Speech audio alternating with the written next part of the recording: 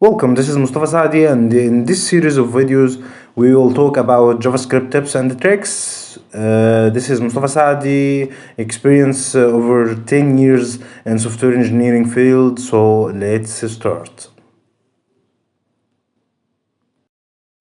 Today actually we will talk about console.table function. We will use this function to console our any type of data like array of objects, array of arrays, array of strings, as we will see in this video. Any type of data as a table. This will be useful when you are trying to engine some complex data, like it comes from response of executed request. In this example, we can see that the console.table it can print an array of an array. It will print it with the index of each array object and the array called ARR.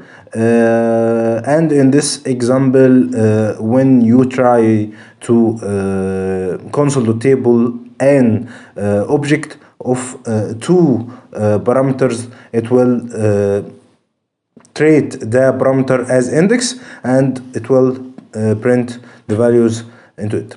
That's it. So I hope that you liked the video. This is all my social media accounts. You can contact with me through them.